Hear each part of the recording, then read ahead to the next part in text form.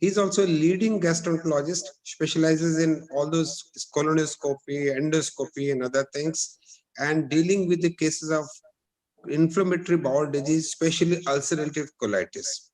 So he has used tofacitinib in ulcerative colitis. So let's hear from him also after the first speaker about the role of tofacitinib in ulcerative colitis. A word about tofacitinib.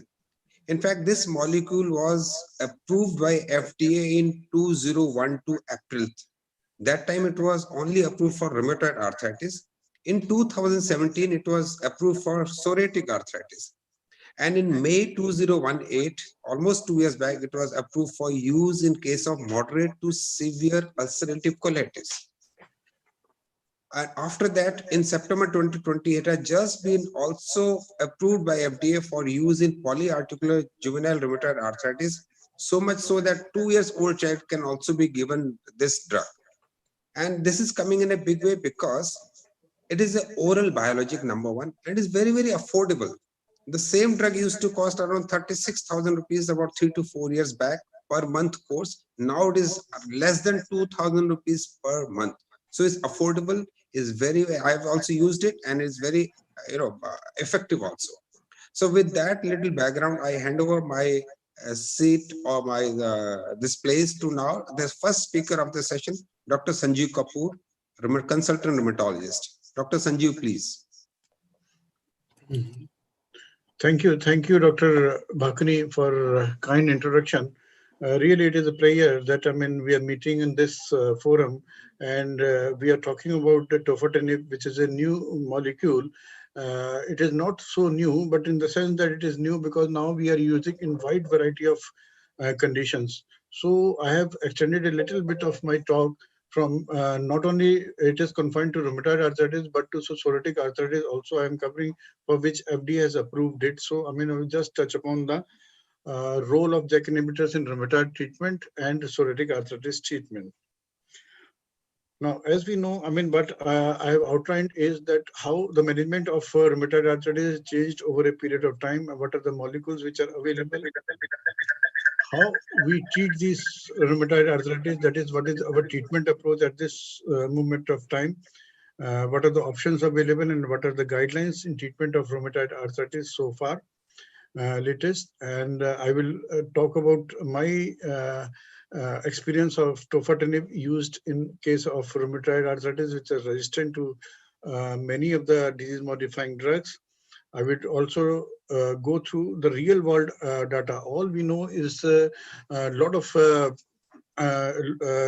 research has been done, and as well as the studies has been done, but the studies are not sufficient because they have a limited data, and the real data which matters. That means the fourth phase of the study, where the real patients who are taking it with so many comorbidity which are not taken care during the study period.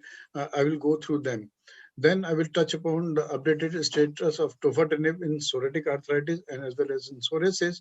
But last but not the least is very, very important that it is a very potent molecule, but still we should use it very, very judiciously. It has got severe side effects, and I will go through them one by one. So adverse effects is very, very important, and I will just go through them in with one adverse case which I have seen recently. So just to start with the treatment plan for the rheumatoid arthritis, so I can divide the eras into two.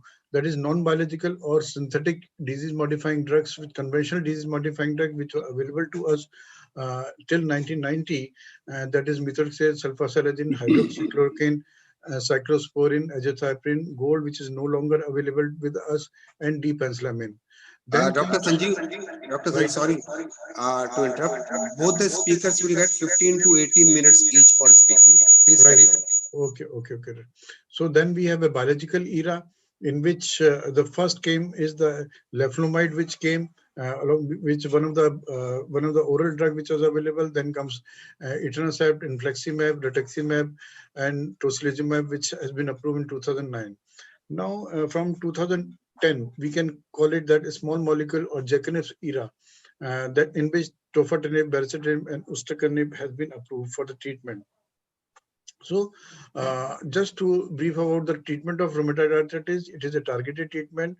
Now, our aim is to keep the disease in clinical remission if it is early onset, and if it is a late disease, then low disease activity should be there. That is what. And how do we measure the disease activity? Now, I mean, in 2019, we have a CTI, Rapid 1, Rapid 3, DAS CRP, DAS ESR, which has given the values, and we measure essentially the joint, tender joint, and swollen joints, as well as the ESR, and we say that what is the disease status at that time, and according to them, the disease status, we can increase or decrease the therapy as the need will be.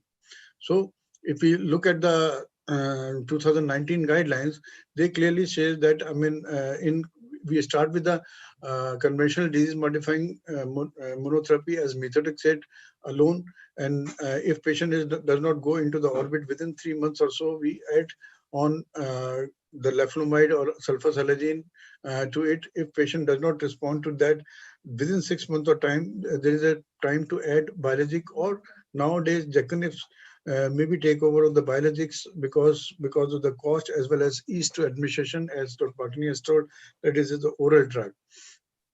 Similarly, if there are prognostic factors which are there, bad prognostic factors are there, that is the patient is requiring combination of disease modifying drugs, or patient is not reaching into the remission, then also we can combine Jackanifs with the methotrexate. And a patient does not respond, then obviously to the biologics, then we have to shift to Jackanifs. So this is the more or less the broad guidelines for us by which we treat rheumatoid arthritis as such. So, I mean, just to concentrate on the JAK inhibitors, from, as I've told that, I mean, now from 2010 onward, for 10 years data we have, it is a twice a day JAK inhibitors. The two JAK inhibitors which we used are tofacitinib and baricitinib, and around 60% of patients do respond, and the power of joint slowing the damage is very, very powerful. That is 4+. In this study, serious infection are seen in 3% of the patients. What we have to monitor is, as in other disease-modifying drug, the liver lipids, and we have to be cautious that patient should not have abdominal pain or diverticulitis or history, but it should be avoided in pregnancies. Pre-treatment, it is very, very important that we should do the vaccination, do the chest x-rays, do the screening for tuberculosis and lab parameters, as we do for the other disease modifying drug that has to be done.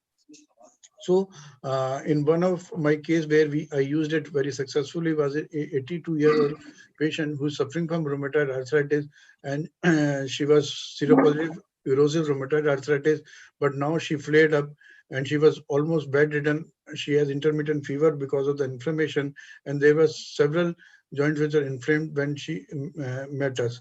And for last 2 years, she was on methotrexate, leflunomide, hydroxychloroquine, and GC has to be given, although she is having diabetes also. So, I mean, when I've decided that we should give tofacitinib. At that time, we give tofacitinib original, and within 3 months or so, after taking the tofacitinib, we were able to withdraw the steroid as such, and within 6 months or so, I mean, for the first time in her life, from disease activity index of 5 at the DAS, she has reached to 2.6, and she is on tofacitinib, methotrexate, hydroxychloroquine, and leflunomide. And for that matter, we have stopped corticosteroid in this patient after 6 months. So she is an old patient and diabetes with comorbidity, but I have safely used tofacitinib for her rescue, that she is able to take a good life, and with remission she is living. So, I mean, if we go into the data, as I was discussing that, I mean, and in real world sense, this is the recent study in 2020, one can see that if patients are pre-exposed to biologics, then there is still a chance of getting into the remission.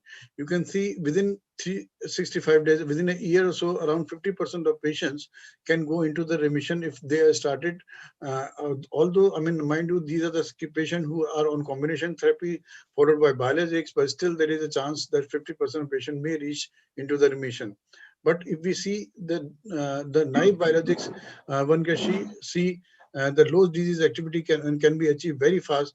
Around 50% of patients within 6 months or so goes into the low disease activity. Similarly, the funds, those patients who are taking biologics also goes into remission. So there is a sufficient data now. It is a study of 4 years.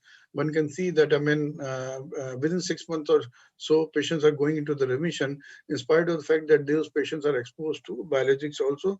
And this can be achieved very early if we use it de novo, in the sense that, I mean, after methotrexate itself, we can use it without using the biologics. One can achieve very wonderful results within 9 months or so. Around 100% of patients are going into almost in low disease activity, and quite good number of patients going to the complete remission, and which is the goal at this moment time for the treatment plan. One can see, I mean, this is how DAS drop over a period of 4 years. We started with the DAS with the around 5, and it has come down to 3.2 in over a period, and just sustained remission was there, or low disease activity was there over 4 or 5 years in large group of patients in phase 4 study, or in retrospective data, prospective data, in which they have given in real world. But I mean, it is not all. I mean, one can see the adverse effect, why patients are not, survival probability of keeping them on tofacitinib is still very low, in the sense that, I mean, over 4 or 5 years or so, around 50% can leave tofacitinib. So, I mean, we have to very judiciously see how much patients are behaving in that.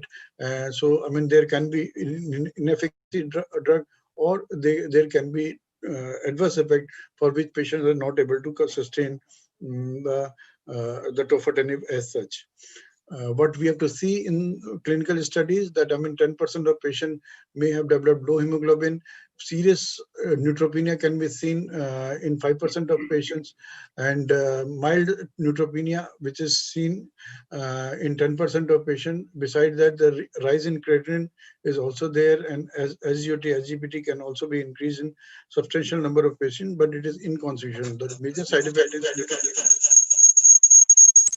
So, I mean, this is the meta-analysis, or what we called the network meta-analysis, in which the chance of going into remission is best with the tofacitinib, then with baricitinib, then with methotrexate. So, I mean, it shows that, I mean, among the JAKinibs, both baricitinib and tofacitinib has great percent of chance that, I mean, patient may reach into the remission, as seen in this meta-analysis as well.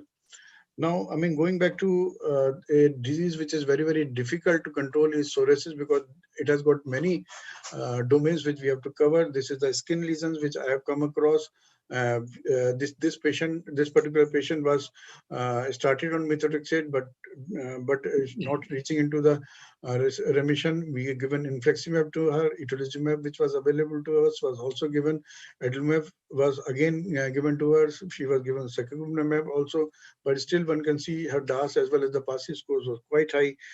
So we decided, and in this meantime, I sent it to Dr. Naresh Bansal. I mean, he has seen this patient, and she has fatty liver also, and some amount of fibrosis was certain, that can be due to methotrexate as well as because of psoriasis per se. So these patients have liver disease also, which is difficult to control because of the inherent nature of the psoriasis. In this particular patient, her index were increasing, and we decided that we should stop methotrexate. And soon what we found that that disease activity of the arthritis as well as the PASI score of the skin also increases very dramatically. At that time in June, I have written Zelzeng to her, and after that, I mean, one can see the dramatic result that that around from 6.4, her DAS has risen within 3 months or so to 3.7. That is half disease was taken care of, and PASI from 60 has reached to 25. So this is how, I mean, this difficult patient who has liver disease also, I have used tofacitinib alone. If we look at the data, again, the meta-analysis has shown that in psoriatic arthritis, one can see that along with other tofacitinib, how it compares with other biologics like adalimumab and TNF-alpha blocker, it has got very good response as far as arthritis is concerned in psoriatic disease also. if we look at the PASI scores, one can again see that tofacitinib 5 milligram dose has very significant improvement in skin score also. So it is very good drug for those patients who have two domains, especially the enthesitis domain, the psoriatic domain, and the arthritis domain. It can work wonderfully well, especially as we have seen, it is an oral drug and it is very cheap as compared to infliximab or adalimumab, which are quite cheap and quite expensive and injectables they are. So, I mean, word about caution. I mean, if you go to the Wikipedia or the tofacitinib, it is a box warning which patient always see. So we should always conceal the patient that there is a chance of injury and death due to lymphoma, malignancies, infection, tuberculosis, and opportunistic infection. All these words are there in the Wikipedia. So one should be very aware of the fact that patient goes for the new molecule. So that is why patient should be concerned about the fact that respiratory infection like tuberculosis, thromboembolism at high risk, and monitoring by a physician or a rheumatologist or gastroenterologist is required. So this kind of consent should be taken from the patient and counseling should be done. So just to have a case discussion for the sake of it, recently I've come across a patient whom I have started on the tofacitinib in spite of screening this patient with MON2 test, gamma gold, X-ray test, hepatitis B, C, and HIV was negative. He was vaccinated well, but we started on tofacitinib, and behold, after a month or so, I got this patient in the emergency room with dyspnea and cough and dyspnea and fever, and pneumotic patch was there. CT was showing that he has a consolidation as well as the effusion was there, and his TLC was very high. And later on, we came across the finding that patient has no cardia, which was on BAL. The no cardia was found, and luckily for the patient that we were able to find out the cause. In this particular case, it is opportunistic infection in form of nocardia, and we started giving her antibiotic as well as amikacin and Bactrim DS for 1 year or so, and patient is doing well at this moment in time. But this is just to emphasize that opportunistic infection is very common with this kind of drugs like TNF alpha blockers and the tofacitinib. So he recovered. The other problem which we see very frequently is herpes zoster and fungal infections in Indian population and Asian population. Herpes zoster is very important. The other aspect is, as we know, is tuberculosis. In high burden countries like India, one can see that around 0.75% chance or 1% chance is there that patient may develop the reactivation of tuberculosis. So we should monitor these patients very carefully, and as well as we should do MON2 test, quantiferon test with 20 units. MON2 test should be done, and we should scheme them for surface antigen, core antigen, anti-HCV test, and vaccination should be completed, especially for influenza, Prevnar, and Pneumovac before starting or embarking on this very potent drug. But we have to take care of this. So what are the other drug interaction which we see? We see that especially for the gastroenterologists, we are using cyclosporin. Tacrolimus should not be used with this drug because it reduces the tofacitinib efficacy, and the rifampicin should not be used in these particular patients because it also decreases the efficacy of the tofacitinib. So if we have to give the prophylactic treatment for the tofacitinib in tuberculosis MON2 positive patient, we should give INH alone. So, and for the renal impairment, and one can see that for a renal impairment, the mild renal impairment, there is no dose adjustment, but the severe renal impairment, still we can give the single dose can be given in those patients who have severe renal failure. Even patient has, people have given those patients of rheumatoid arthritis on dialysis. Similarly, for hepatic impairment, one can see for the mild disease, there is no dose reduction is required. For the moderate disease, around half dose is required to be reduced in these particular patients. So it is a very good drug. As Dr. Naresh Mandal will elaborate, that it has caused gastrointestinal perforation has been seen by the gastroenterologist, especially in those patients who have diverticulitis. So benefit of tofacitinib are that it is equal, if not efficacious, than TNF-alpha inhibitor, especially in these studies. Early pain relief is a very, very high and good component of tofacitinib, in the sense that within 1 week to 15 days, patient pain is reduced, which is for which patient comes to us. As I've seen, already shown that around 40% of patients has recurrent progression has been reduced, and objective measurements like reduction in DAS and ESR comes within 2 weeks or so. Herpes zoster is a big risk in these patients, but which is acceptable. Whenever patient develops herpes, we stop the drug for 15 days, and after that we can reinstitute once the lesions are healed. Unless we have good vaccination, which is available, which is right now it is not available, but we can use it. So, I mean, our National Psoriasis Foundation also says that those patients who are not able to take TNF-alpha blockers and those have mild arthritis but severe psoriatic and prefer oral medication, one can straight away give tofacitinib to them. Especially those patients who have enthesitis, we should give them tofacitinib to them. And for those patients who have a fungal infections, also we can give tofacitinib over other biologics like TNF-alpha blocker or secukinumab. And for the enthesitis, it is also a very good drug. So these are the things which we should come into picture. And obviously, I mean, as Dr. Naresh Bansal will vouch for it, that tofacitinib can be given those patients who have hepatic impairment also, as in my case of psoriasis, which I discussed with him also, and still the patient is on tofacitinib. Sanjeev, only one minute left. Right. I'm just concluding. So in conclusion, I can say tofacitinib is a new drug, which is actually a game changer in treatment of rheumatic disease or inflammatory diseases, as well as the autoimmune diseases like ulcerative colitis, Crohn's disease, alopecia, and ankylosing spondylitis, and many more. It can be it is not inferior to the biologic disease modified drug, and it is oral drug. It is very cheap. So we will use it more and more in various conditions of rheumatic disease. It is going to be a game changer, as the new generation of cricketers has shown us that, I mean, they are game changer. They are not afraid of anything. Similarly, I think the tofacitinib, if it is given in a right hands, it should be a game changer in treatment planning of rheumatic diseases. Thank you. Thank you, Dr. Sanjeev. There was one left from my side. I think the moderator and the speaker were so enthusiastic, full of enthusiasm, that we started the session abruptly after my introduction on my request. So to keep up with the normalcy of the session, I will request the company people to give their message from their side.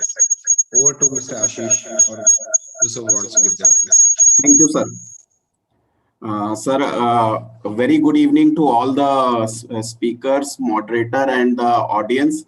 And we thank you each and everyone for sparing time and joining this discussion on tofacitinib, which is the ultimate dose of JAK inhibition. And we are really honored, and we extend our sincere thanks to you, sir, Dr. Major General Dr. D.S. Bhakuni, for moderating the session, and also extremely grateful to our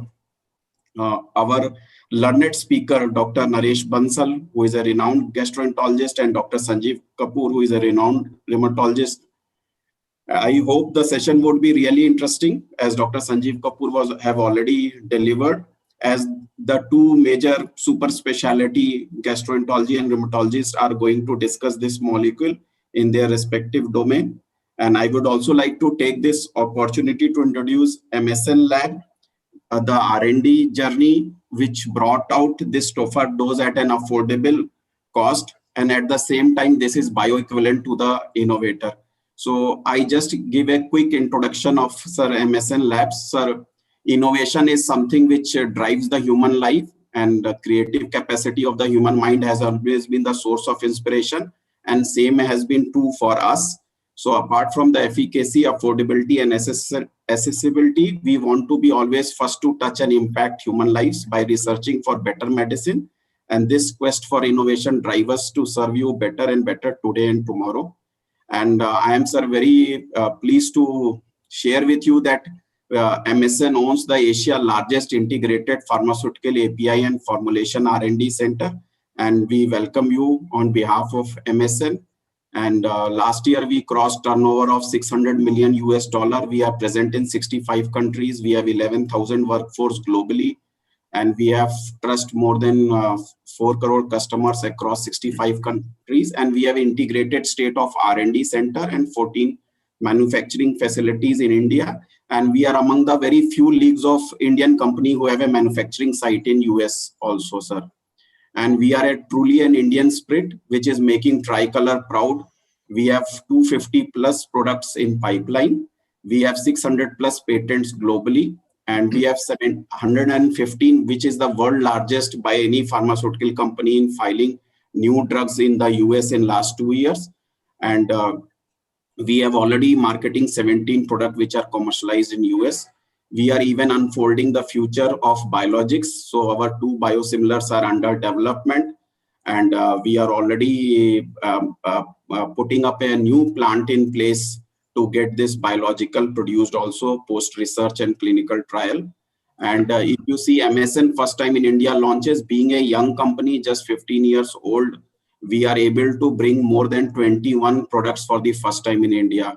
And this year, like COVID was very bad on us, our R&D was quite quick in launching the antivirals, including Favipiravir, Oseltamivir, even we developed Remdesivir API. And now in 2021, we have already launched Dapagliflozin.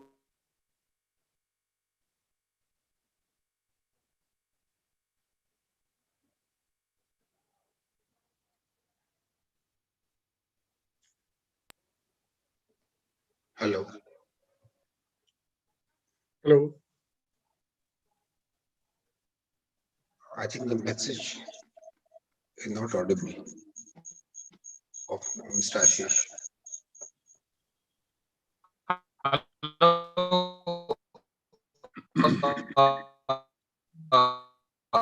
Ashish sir, you are not audible, sir.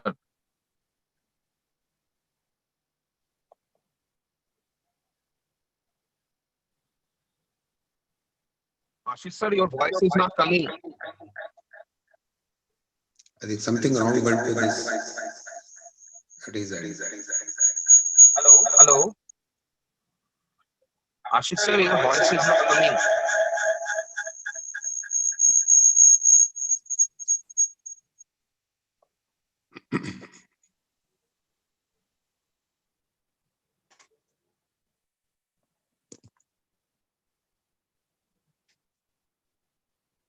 You have to unmute, I think. Yes, Sanjeev, I can see, but I can't hear the message from Ashish. Can you hear his message? No, it has gone probably. Then in that case, we may have to request second speaker, Dr. Naresh. But I think Naresh can speak, and then after that we can continue. should I? Dr. Naresh, can you hear me? Yeah, I can hear you. I'm just trying to share my screen. Okay. Yeah, please take 15 to 20 minutes as Dr. Sanjeev Kapoor, he has finished dot in time.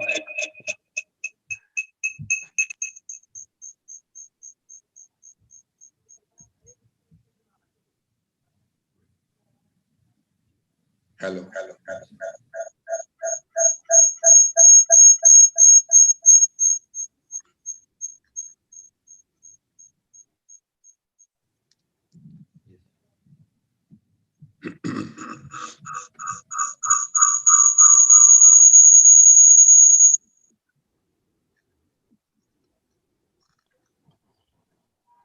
Sorry, sir, my connection got disconnected. So I am really thankful to all of you and the audience for attending today.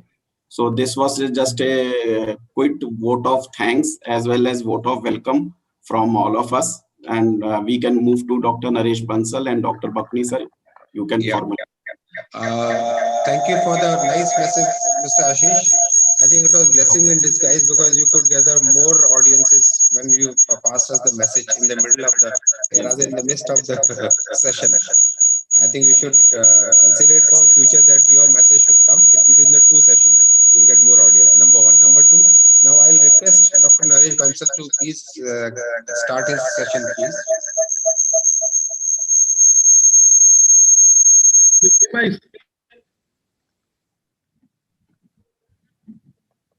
Hello.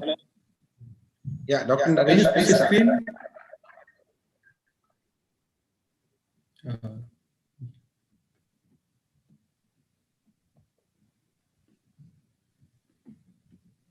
What is happening?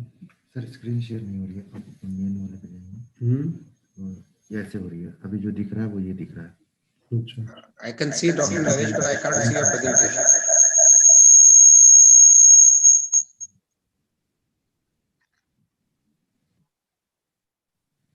Wait sir, यहाँ पे जाइए zoom पे, zoom पे Yeah, your presentation is seen now.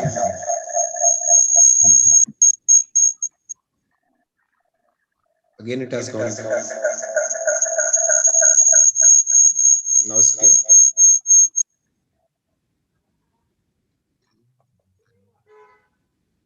वो बड़ा करिएगा sir, ये आ रहा है। Now we can see. चलो चलो, हो गया सर, हो गया, शेयर हो गया, शेयर हो गया। Yes, now we can see. Yeah, we can.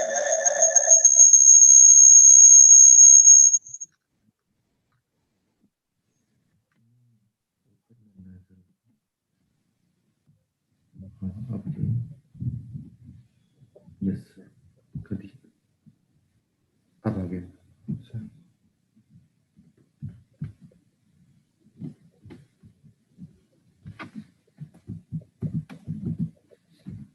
Ji sir, ये चला, अब चालू हो गया, अब आप बोल सकते हैं। स्लाइड्स का है। नीचे आप यहाँ से मूव करते जाएंगे। Full screen कर लो. Just full screen. Slides play कर दीजिए सर। ये Full screen. Yes, here. अब आप आ गए सर, ये देखिए।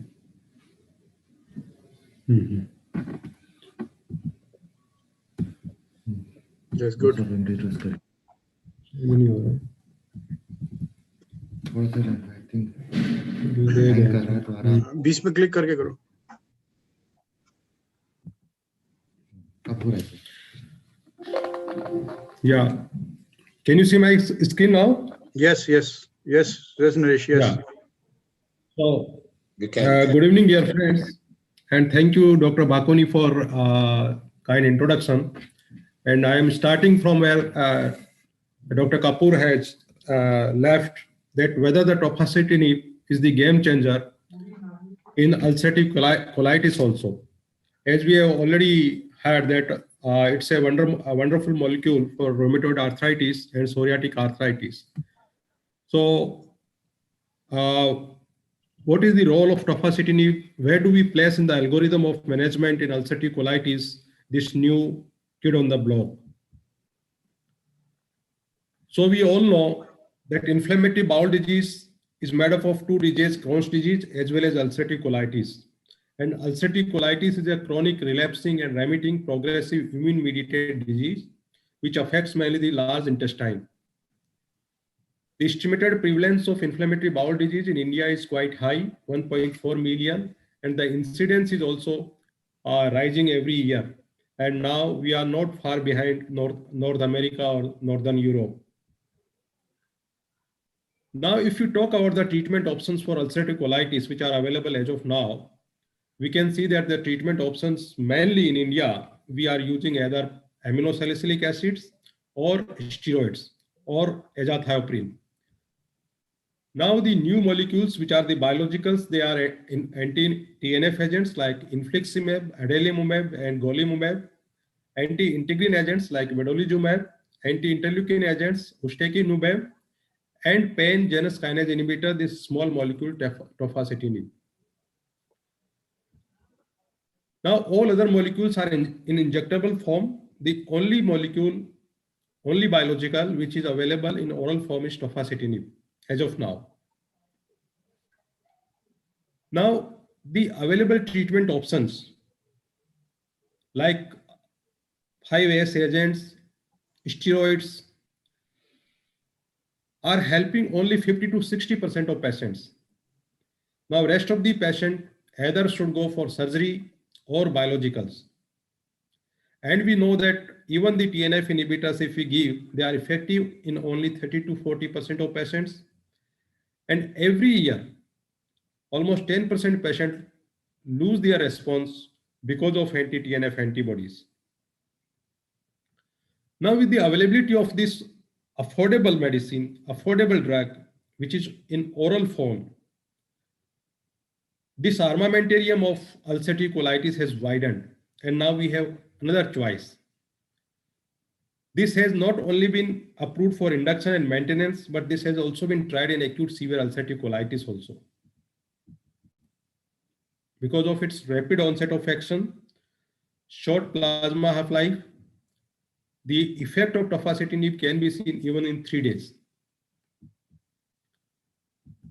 So, tofacitinib is maintenance therapy for ulcerative colitis. Now this is the landmark trial by Sanborn, Octave trial, induction 1 trial, induction 2 trial, and then maintenance trial or sustain trial.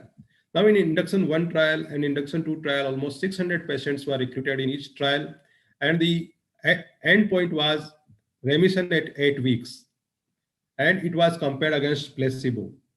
As of now, we don't have any study which compare one biological against tofacitinib.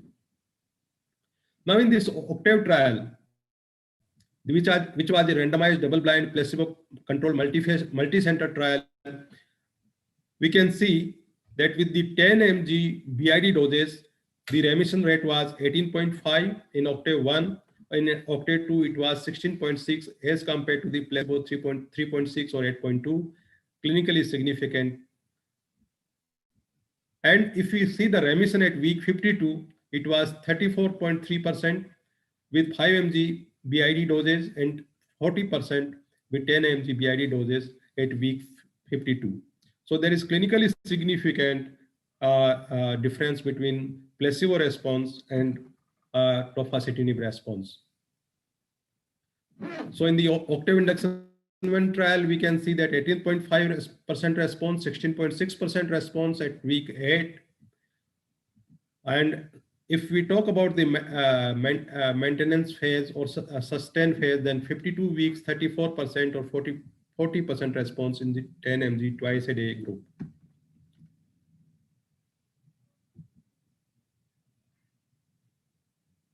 So tofacitinib induction therapy reduces symptoms within 3 days for patients with ulcerative colitis because it has got very rapid onset of action, short plasma half-life, very good absorption, and therefore it can be used orally, and you can see the response even 3 days.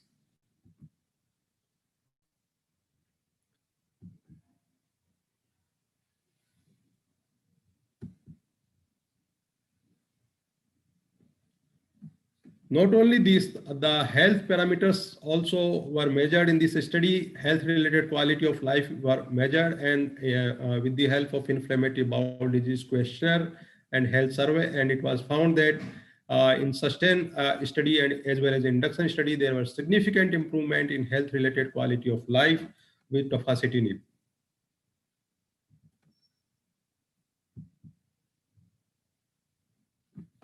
If we see in this graph, we can see that the in this IBD questionnaire, the health-related quality score is significantly better than the placebo in Octave induction 1 as well as induction 2.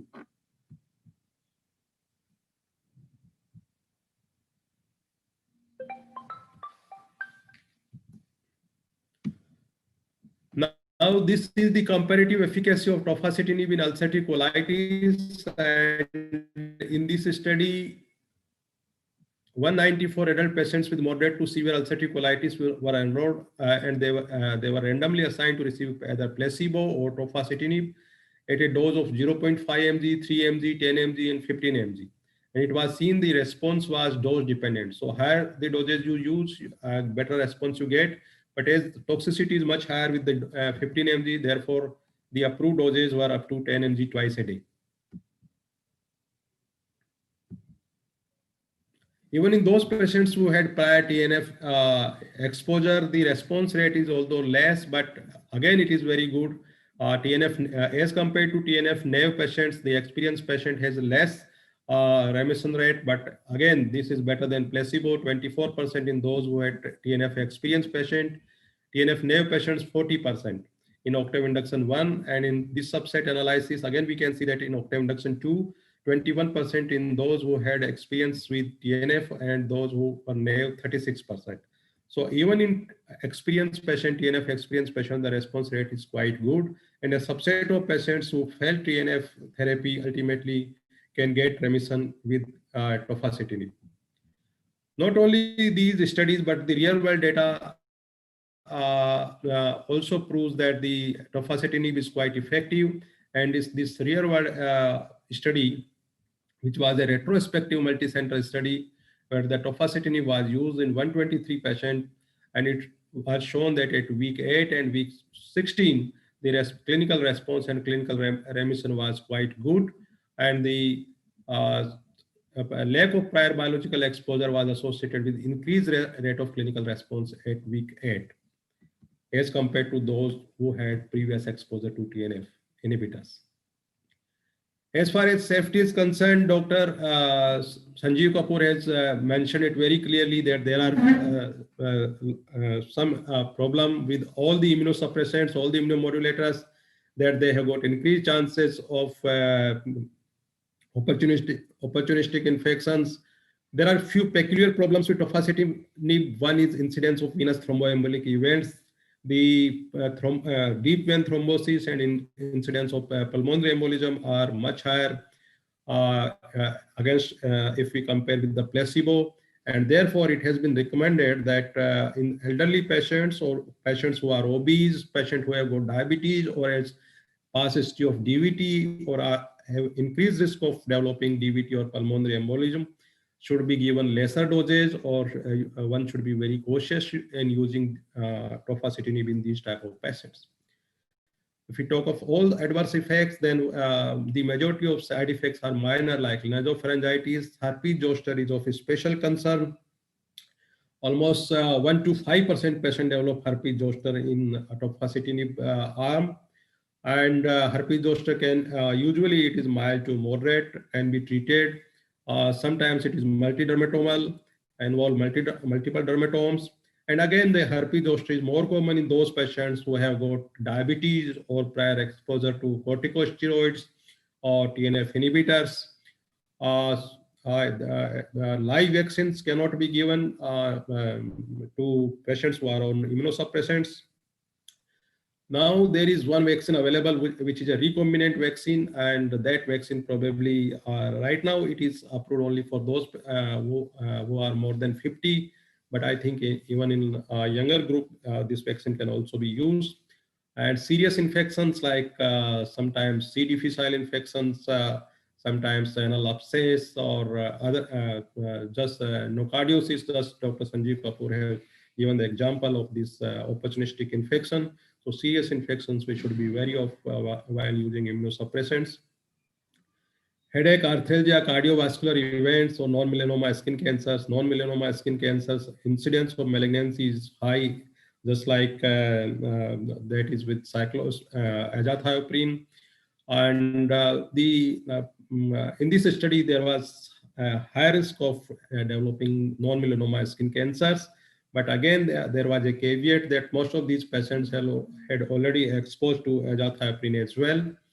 Cardiovascular events are again, as compared to the placebo arms, were more in this trial.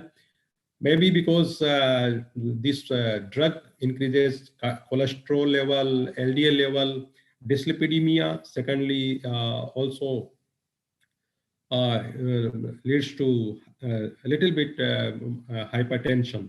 So probably abnormal lipid levels, and these due to some unknown effects, the cardiovascular events are also quite high. So adverse events, if we remember, we must remember that we should rule out tuberculosis or latent tuberculosis in these patients before starting therapy. We must check hepatitis B level, hepatitis C level, HIV, and if there is viral infection, we must treat it prior to starting this medicine. Reactivation of tuberculosis will be a major problem in Indian setup, and Mantoux tests, quantiferon tests, chest X-ray, CT thorax, and all attempts should be made to rule out a latent or active tuberculosis before starting medicine. Opportunistic infections, we should be very, very careful, and we should be observing, watching very closely these patients if they develop fever or some other kind of infections. Herpes zoster, again, we should inform the patient beforehand that if they develop some skin lesions, then they should inform. Deep vein thrombosis and pulmonary embolism, we should be very careful in those patients who are at high risk of having DVT and pulmonary embolism. Chances of malignancy, especially on prolonged use, and cardiovascular side effects, dyslipidemia, although not very significant, but yes, they have been seen with increased frequency. Intestinal perforation, as Dr. Sanjeev Kapoor has mentioned, have been reported. Now, the perforation can occur in ulcerative colitis disease otherwise also. So whether the intestinal perforation are happening because of this drug or not, it's not very clear. But yes, intestinal perforation has also been reported in those trials where it has been used in rheumatoid arthritis patients, especially in those patients who had diverticulosis. So again, this is a word of caution for using tofacitinib. So in fact, where to use then tofacitinib in ulcerative colitis? So according to the guidelines, for patients who acute remission with tofacitinib should be continuing long-term tofacitinib therapy at the lowest effective dose to maintain remission, that is the 5 mg twice daily. For induction, it is 10 mg twice daily, and for remission, it is 5 mg twice daily. For patients who achieved clinical remission with 10 mg twice daily, the dose is reduced to 5 mg twice daily to minimize the risk of adverse events. And if disease relapse occurs at the lower dose, then one can increase the dose again to the 10 mg twice daily. For patients who achieve remission with 5 mg twice daily, the same dose is continued for long-term maintenance. And according to American College of Gastroenterology guidelines, tofacitinib 10 mg orally twice a day for 8 weeks to induce remission.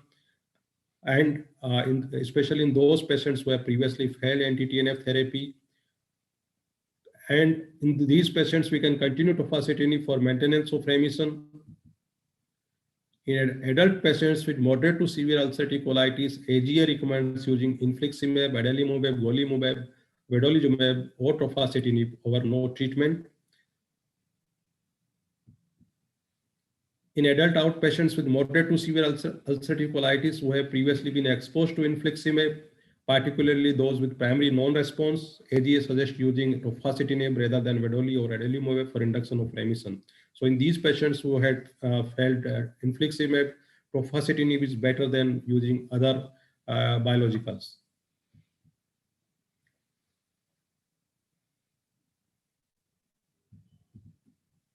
And last, we should also remember that this medicine has not been approved in pregnancy because the teratogenic side effects have been noted in the animal studies, but the human experience in pregnancies is not so bad.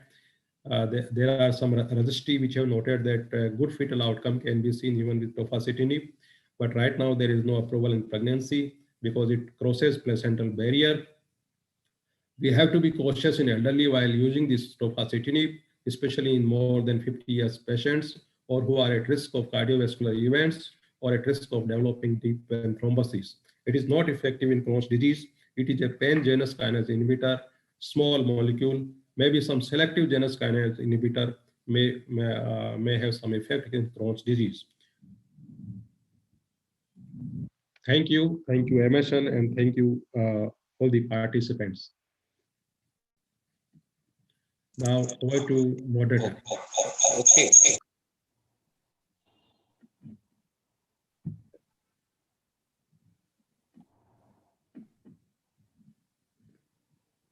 Hello.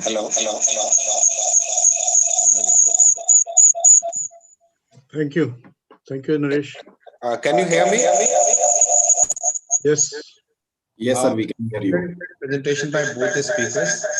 In fact, Dr. Naresh, you answered all the questions which I prepared for you because you had a very lucid session and presentation.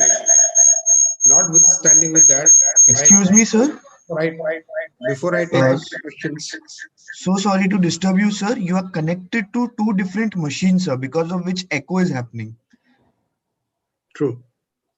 So you are muted, sir. You'll have to disconnect from one machine, sir. Because, so please unmute. Dr. Bhakani, please unmute. unmute. Am I audible? Yes, sir, but your voice is echoing because both the devices are nearby, sir. Yeah, so what? You'll have to disconnect from one device, sir. Okay. Just a minute.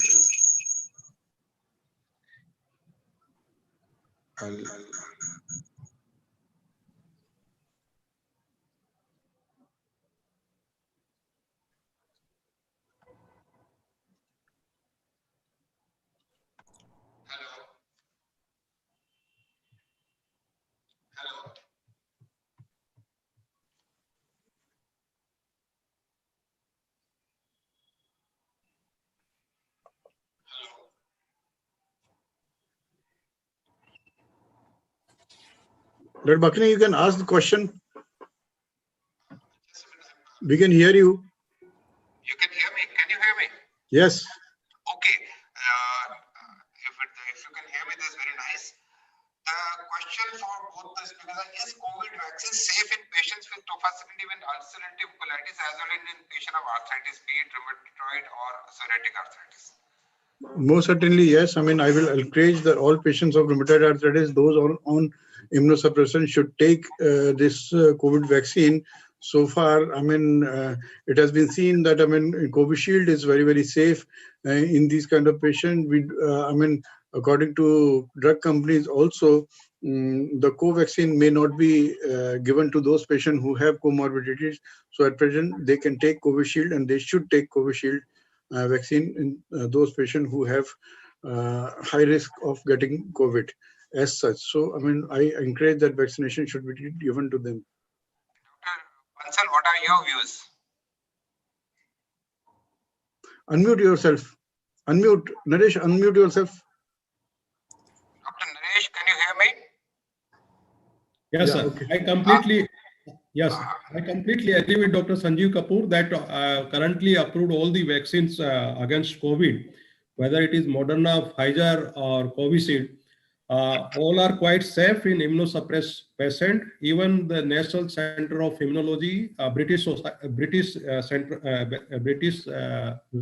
of Immunology, as well as Director of National Institute of Immunology, Dr. Fauci in USA, they have given clear statements that all the immunosuppressed patients should receive vaccines because none of these vaccines have live virus. This Covishield has adenovirus, which is inactivated virus. Other has a small genetic material like mRNA, which is not akin to live virus. So all these vaccines can be given. And in fact, these immunosuppressed patients are at high risk of developing complications if they get COVID. So today itself, there was a news article that one doctor who had 2 kidney transplant had got Covishield. Yes, I read in newspaper, correct. The question from Dr. Thank you, Dr. Naresh. The question will be coming to you, but firstly, Dr. Sanjeev. Dr. Sanjeev, the question for you is from Dr. Thilagavati. Is it being used in spondyloarthropathy, or are there any trials in India for use of tofacitinib in spondyloarthropathy? Yeah, I mean, there are many trials which are going on at present ankylosing spondylitis, and I'm not aware of in India, but I mean, certainly, I mean, we have used it in psoriatic and psoriatic who have secondary ankylosing spondylitis. but data is coming from America, from the Pfizer itself, and they have in last ACR meeting, they have a phase 3 study has been done, and there is excellent result in phase 2 study in ankylosing spondylitis as far as 50 is concerned. But we have phase 3 results are also available now. They are waiting. They have given it for the FDA approval, but so far it has not been approved. So I will not say that, I mean, you should use it in ankylosing spondylitis. Yes, it is a good data, but FDA has not approved and DCGI has also not approved it. So it is not an approved condition for which we have to give. So probably the best is to take a consent from the patient that on the experimental basis we are using in ankylosing spondylitis in those patients who have TNF-alpha or second failure, or those who cannot afford biologic as such. But at present, the studies are going on. They have good result. The multi-centered trials and the blinded studies have shown that in third phase study, this has gotten very good response, but it has not been yet approved by any of the agencies, even in Europe or America. Yeah, I'm also using in one of the patient of a spondyloarthropathy, just as an experimental basis. The next question for Dr. Naresh. The question for you is by Dr. Ravi Thakkar, who is asking, dear sir, is there any direct comparison study available between mesalamine versus tofacitinib in ulcerative colitis? That's a question for Dr. Naresh. As I already mentioned in my talk also, that the current studies available are only against placebo. But there have been some network meta-analysis which are available, and they have indirectly compared from different studies the data which we have obtained in the OCTAVE trial against other biologicals. And they have mentioned that this tofacitinib is almost as effective as infliximab or vedolizumab in ulcerative colitis, if not more than that. So direct study, no, they are only against placebo, but yes, network analysis, meta-analysis are there, and they have shown that the efficacy is almost similar. Okay, thank you. Next question for Dr. Sanjeev Kapoor. Can it be used in RA with interstitial lung disease? And can it be used in the DMARDS naive patients of arthritis? Again, the question by Dr. Tilagavati. Yeah, I mean, as far as the de novo, yes, I mean, we can use it without subjecting the patient to methotrexate. We can use it, but I mean, at present, again, the guidelines is against it. That I mean, first one should try the conventional disease-modifying drugs like methotrexate first. But if it is patient is not able to tolerate methotrexate, or patient is not willing to take methotrexate, then only we should provide tofacitinib to these patients. That is one thing. And for the interstitial lung disease, yes, we are using for the interstitial lung disease as well. But I mean, with the caveat that, I mean, there are reports that the tofacitinib itself can cause interstitial lung disease. So in those patients who have lung nodules and lung diseases, it has got very good because it brings the patient into remission very well. And obviously, I mean, interstitial lung disease is a part of inflammatory process itself. So if we reach a remission, then I mean, obviously the inflammatory disease in the lungs is also taken care of.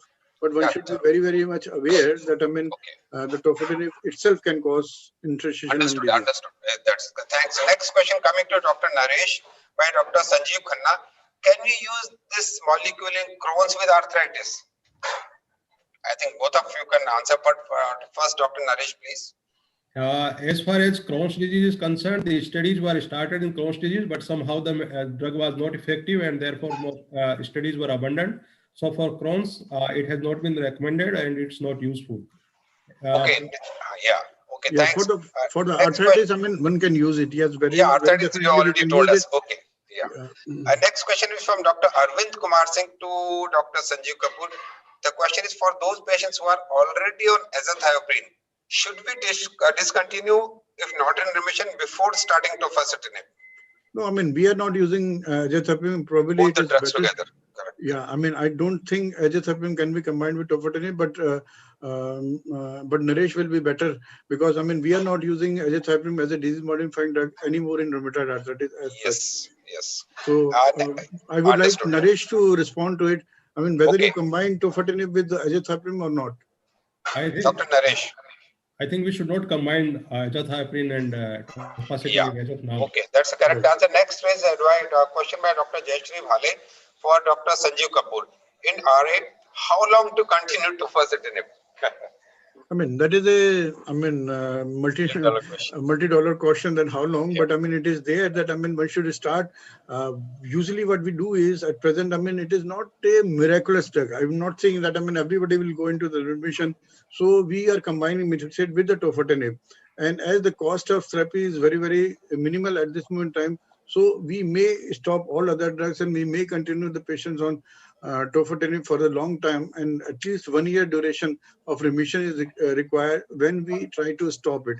So Or- obviously we stop it with gradual step down approach. tapering That means off. first we Correct, stop tofacitinib or then methotrexate or vice versa. Okay, next, I think this question came first by Dr. Nishar Shah that safety of tofacitinib in liver and kidney diseases. I think which both the speakers have already answered. I think he will be satisfied. Next question to whom? To Dr. Naresh by Dr. Subhash. The question is, patient with severe active ulcerative colitis not responding to IV steroids. Now, when to start tofacitinib? I think we should start immediately, but answer by Dr. Naresh. Yeah, so there are case reports that when patients didn't respond to IV Steroids. steroids, infliximab for induction, then they started tofacitinib. And in fact, one case report shows that even only after starting of this medicine, after three days, and the patient had significant clinical response, Okay. as well as clinical parameters also improved. So Very I good. think, Thank you.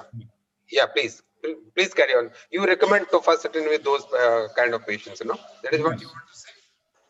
Now, next question from myself only, from my side only, to Dr. Sanjeev Kapoor. Is tofacitinib more effective than adalimumab in rheumatoid arthritis, Dr. Sanjeev? In your view? At present, I mean, those oral established study has already shown that, I mean, it is non-inferior study. So, I mean, it is probably equal, but I mean, there are data which is maybe company driven that, I mean, it is better, but I mean, I don't think so. But certainly it is equal in efficacy as far as TNF-alpha blockers are concerned. But looking at the ease of doing it and as well as the cost involved at this moment in time, probably it may score over. Okay. Next question to both the speakers. When do you say that tofacitinib is not working? After how many weeks we say that, well, this drug is not acting, we'll have to stop it? First, Dr. Naresh, then Dr. Sanjeev. See, as we mentioned, that tofacitinib has short half-life and it is effective. It shows effects within 3 days. But the NICE guideline says that in ulcerative colitis, for induction, if you are using it, you use it for 8 weeks. And if the patient doesn't respond within 8 weeks, you wait for 8 weeks. And if you are using 5 mg twice a day, then you increase the dosage to 10 mg twice a day for another 8 weeks. And if patient doesn't respond within 16 weeks, then you stop it. So that are the guidelines. Thank you. Similar guidelines are with us with the rheumatoid arthritis and all the biologics also, that within 3 months patient should respond. That patient DAS activity should come down to at least 2 standard deviation before, and if it is not, then we say that, I mean, goodbye to this drug and we can change it to other. Dr. Sanjeev, I was reading the literature. It says that rheumatoid arthritis, if it does not work for 8 weeks, then I think we should consider some other drug. That is what I mean. I don't have much. Yeah, I mean, that is what I'm saying. I mean, it is after 3 months, because I mean, most of the patients do respond after 3 months also. Okay. Now, next question is from again Dr. Tilagavati. She is asking to Dr. Sanjeev Kapoor. Apremilast versus tofacitinib in psoriatic arthritis. Which one to choose after DMARD's failure?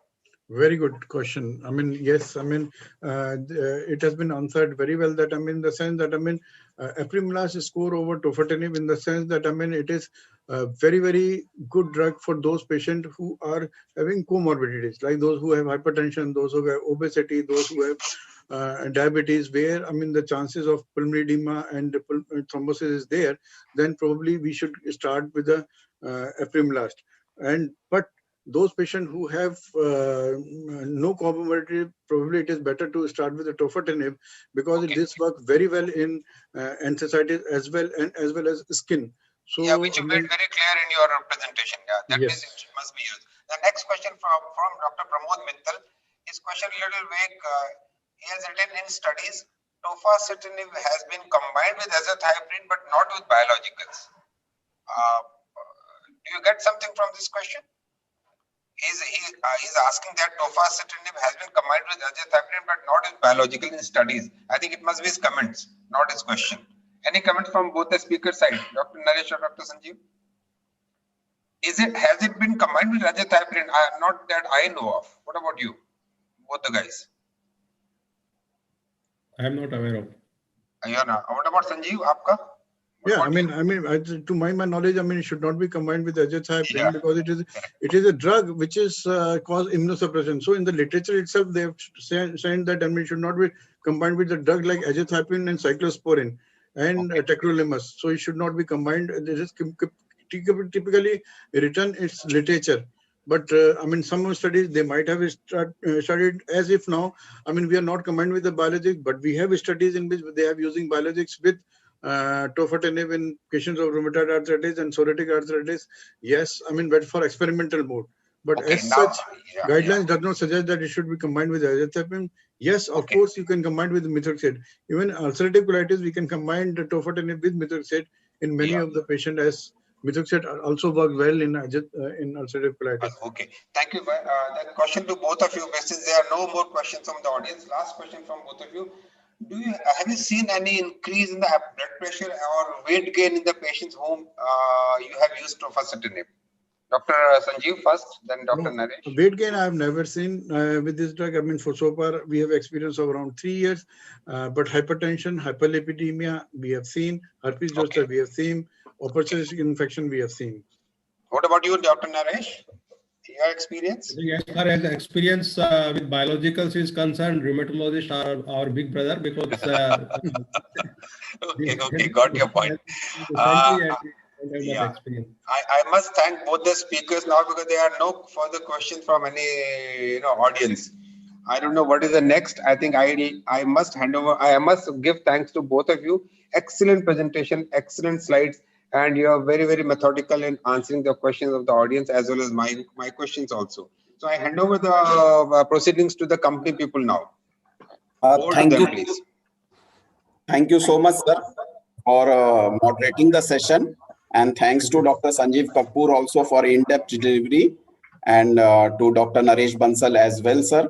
We are really honored and in hosting, helping us in delivering this lecture and bringing this CME up.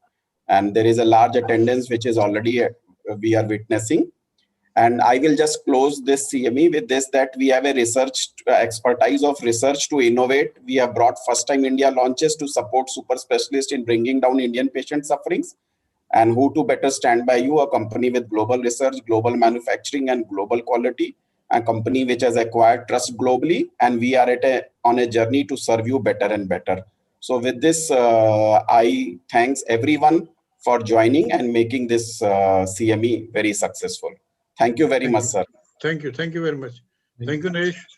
Bye-bye. Thank you, sir. Bye-bye, Dr. Bhukni. Thank you, dear. Thank you to all of you. Bye-bye. Thank you. Bye, Sanjeev. Thank you, sir. Naresh, bye-bye. Bye-bye.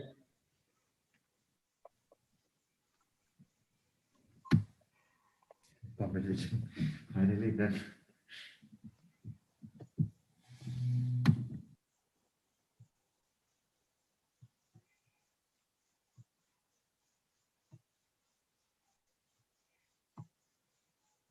I'm still on.